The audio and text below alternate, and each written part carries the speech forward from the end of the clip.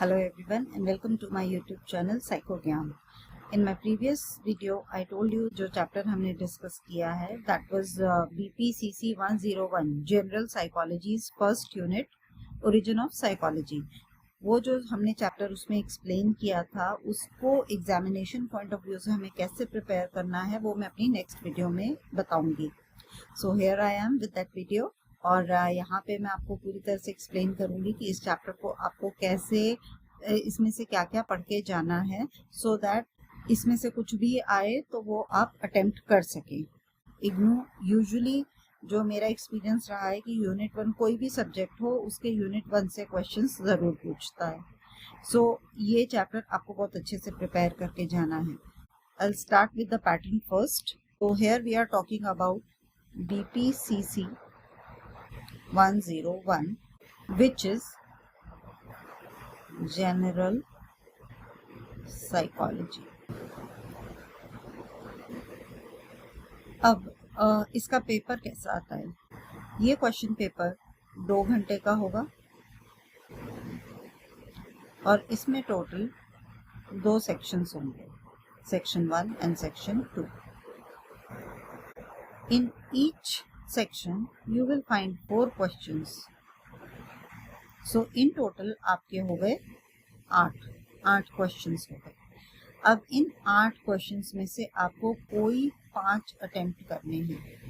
तो आप 3 first section से, 2 सेकंड सेक्शन से या 2 फर्स्ट सेक्शन से और 3 सेकंड सेक्शन से अटेम्प्ट कर सकते हैं. एक क्वेश्चन की वर्ड लिमिट होती है 300 वर्ड्स. अब जब मैंने इग्नू ज्वाइन किया था मुझे बच्चों ने बोला था कि कम से कम 600-700 वर्ड का लिखना है, कम से कम इतने पेजेस भरे होने चाहिए, 24 पेज या शायद इतने अप्रॉक्सीमेटली इतने की ही आंसर शीट आती है. तो आंसर शीट में सिर्फ 1 या 2 पेजेस बचने चाहिए, बाकी आपको पूरे का पूरा लिख कर आना है और टीचर से पेजेस देख के ही मार्क्स देता है. बट इन माई ओपिनियन अगर 300 वर्ड्स लिखा हुआ है तो टीचर को आप 600 वर्ड का देंगे वो वैसे ही नहीं पढ़ेगा. और इतने वर्ड्स आप लाएंगे कहाँ से. बुक में जितना मटेरियल दिया हुआ है वो सारे का सारा तो आपको लिखना नहीं है, आपको सिर्फ रेलेवेंट सेक्शन लिखना है.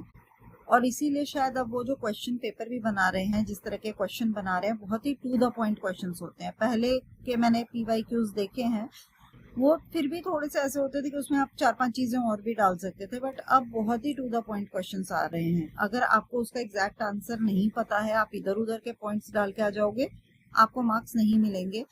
तो मैंने अपने 3 साल में हर सब्जेक्ट में ये 300 वर्ड्स वाली चीज को, इस रूल को बहुत ही स्ट्रिक्टली फॉलो किया है और मेरे मार्क्स भी अच्छे आए हैं. So I recommend you also to stick to these word limits because आपके पास टाइम लिमिट भी है. आपके पास सिर्फ 2 घंटे का टाइम है.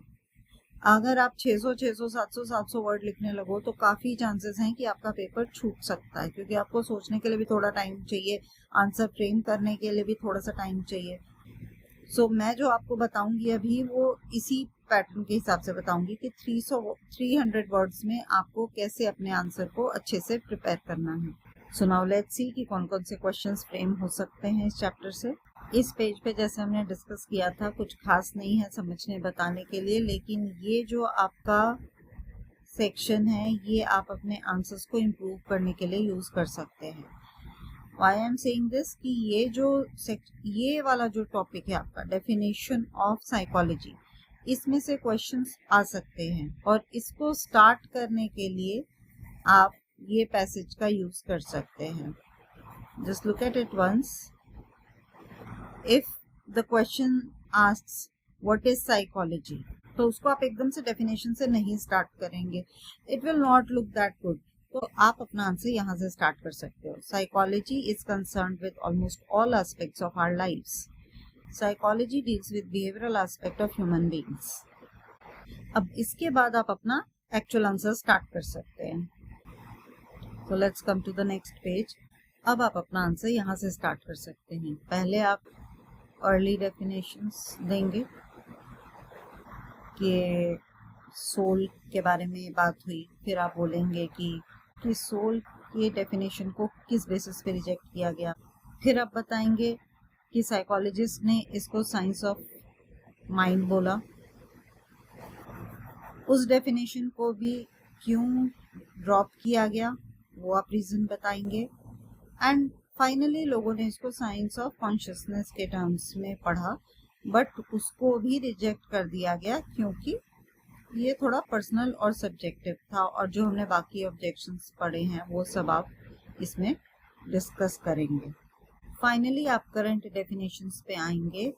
यहाँ पे आप ये पैरा दे सकते हैं, this is a good one, and then you will say some of the more recent definitions of psychology in chronological order are as follows. And then you will say psychology today concerns itself with so and so, and following are some of the definitions. अब नीचे आपको मैंने बताया था काफी सारी definitions दी हैं, जितनी आप याद कर सकते हैं, जो भी आपको रेलेवेंट लगती है उतना आप लिखिए, ज्यादा बेटर है, जितना भी आप लिख सकते हैं। अब ये जो क्वेश्चन है व्हाट इज साइकोलॉजी, ये कभी भी अकेला नहीं आएगा आपको। जब भी आएगा पार्ट ए पार्ट मतलब जब भी आएगा तो किसी और क्वेश्चन के कॉम्बिनेशन में ही आएगा। यूजुअली ये ही क्वेश्चन इस टॉपिक के साथ आएगा। सो क्वेश्चन ऐसे आएगा, what is psychology and what is the nature and characteristic of behaviour. वहां पे आप ये वाला टॉपिक मेंशन करेंगे। अब ऐसे क्वेश्चंस में क्वेश्चन पेपर में ऑलरेडी लिखा होता है कि किस पार्ट को क्या वेटेज दिया गया। फॉर एग्जांपल 10 मार्क्स का क्वेश्चन होता है तो वेटेज दोनों पार्ट्स को 5+5 दी गई है या 3+7 दिया गया है या क्या है वो उसमें मेंशन रहता है। अकॉर्डिंगली आप अपना आंसर फ्रेम करेंगे। ऐसा नहीं है कि दोनों पार्ट्स को आप इक्वली 150 वर्ड करके 300 बना देंगे, नहीं। अगर 3+7 का रेशो दिया हुआ है तो 3 का मतलब है कि आप 1/3 of the answer part A का लिखेंगे और 2/3 of the answer part B का लिखेंगे। अकॉर्डिंगली आप लोग अपनी वर्डिंग्स भी चेंज करेंगे। सो जब हम 6, 7, 8 and 9 logically what is psychology इतना कोई बड़ा टॉपिक नहीं है, तो उसका वेटेज 3, 4 ऐसे ही रहेगा, 2 भी हो सकता है। और कैरेक्टरिस्टिक्स की जब हम बात करेंगे वो ऑब्वियसली बड़ा टॉपिक है, तो उसका वेटेज 7 या 8 रहेगा या 6 हो सकता है। तो अगर आपके पास बिल्कुल भी टाइम नहीं है, एटलीस्ट आप ये 9 हेडिंग्स याद करके जाइए। Behaviour is influenced by number of factors, behaviour varies in complexity and so on. जो मैंने आपको चैप्टर समझाया था उसको समझ के आप अपने वर्ड्स में लिखकर आ सकते हैं। अगर आपके पास टाइम है आप बिल्कुल पूरे का पूरा पढ़िए, जहाँ तक हो सके। अगर कुछ इंपॉर्टेंट फ्रेज लग रहा है कि कोट करने लायक है तो उसको आप याद भी कर लीजिए। आप जितना अच्छा अपना आंसर लिखेंगे उतने ही अच्छे आप मार्क्स एक्सपेक्ट कर सकते हैं। So this is one of the questions that can come from this chapter. Next question जो बनेगा वो इस टॉपिक से बनेगा, हिस्टोरिकल डेवलपमेंट ऑफ साइकोलॉजी। और ये जहां तक है कि ये अकेला ही आएगा question, explain the historical development of psychology, 10 number का। तो इसमें 300 वर्ड्स आपके पूरे होने चाहिए। आप यहाँ से बिल्कुल यहाँ से अपना क्वेश्चन शुरू करेंगे। ओरिजिन ऑफ साइकोलॉजी कहाँ से स्टार्ट हुआ है,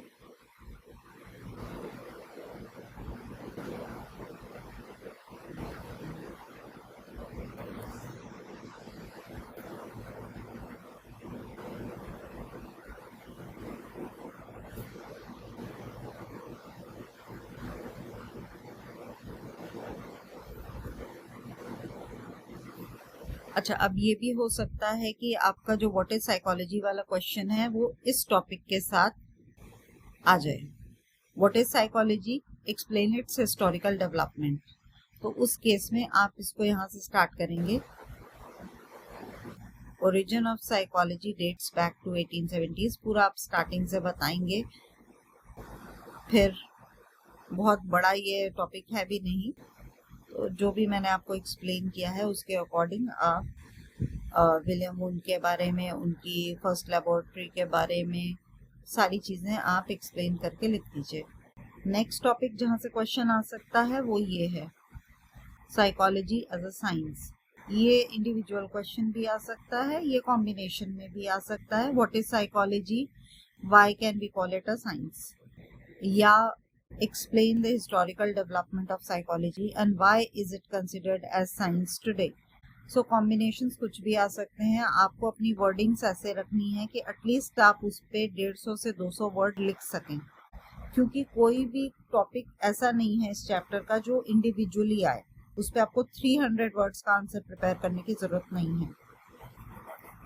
अब जैसे ये है साइकोलॉजी एज अ साइंस, इसमें आप बताएंगे कि साइकोलॉजी को साइंस ऑफ बिहेवियर बोला गया है, and before we say that this is science we need to understand what exactly is science.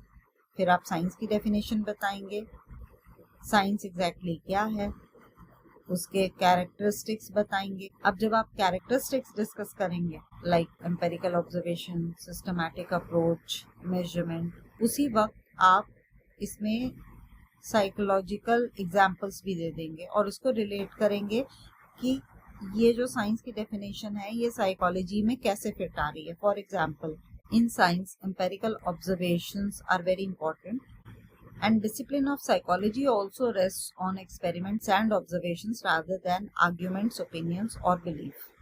तो यहाँ पे आपने बता दिया कि जो साइंस का मेन फीचर है वो साइकोलॉजी का भी मेन फीचर है, यही आपको हर टॉपिक पे करना है।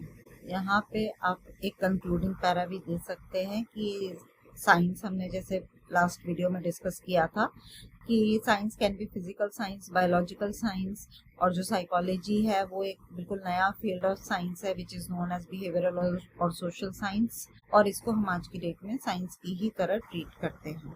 सो एक बार मैं आपके लिए टॉपिक समराइज कर देती हूँ। आपका पहला टॉपिक हो जाएगा व्हाट इज साइकोलॉजी, और ये आपको 100 वर्ड से ज्यादा में नहीं आना है। ये दूसरे क्वेश्चंस के साथ जो कॉम्बिनेशन में आएगा, those could be A nature and characteristics of behaviour. दूसरा आ सकता है हिस्टोरिकल डेवलपमेंट,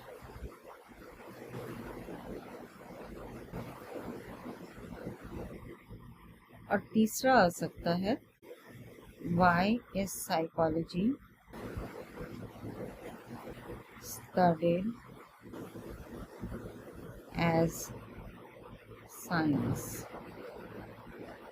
ये तीनों टॉपिक्स आपको एटलीस्ट 200 वर्ड्स में प्रिपेयर करने हैं।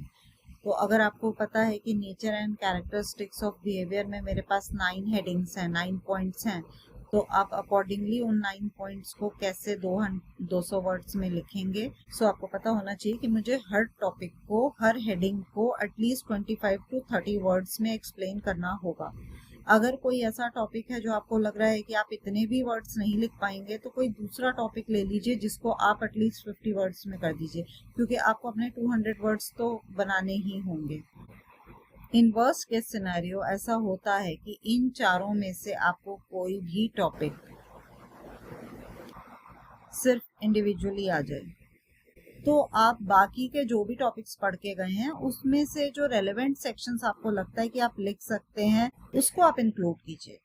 अब टॉपिक को रेलेवेंट बनाना भी बहुत हद तक आपके हाथ में है। अगर आपने उस टॉपिक को अपने क्वेश्चन से रिलेट कर दिया तो वही टॉपिक आपका रेलेवेंट हो जाएगा, लेकिन वही सेम कंटेंट अगर आपने without any reference, without any context लिख दिया, तो वो टीचर को भी लगेगा कि ये बच्चा सिर्फ वर्ड लिमिट बढ़ाने के लिए लिख रहा है। सो अगर आप दूसरे किसी टॉपिक से उठाकर भी कुछ लिखते हैं तो उसकी रेलिवेंसी को शो करना बहुत ज़रूरी है, और वो आप ही कर सकते हैं, और उसके लिए आप ही को थोड़ा सा अपना प्रेजेंस ऑफ माइंड यूज करके अपना आंसर बनाना होगा। So guys, that was all in today's video. Next video में हम chapter 2 start करेंगे of the same subject, BPCC 101 General Psychology। तब तक के लिए goodbye and take care.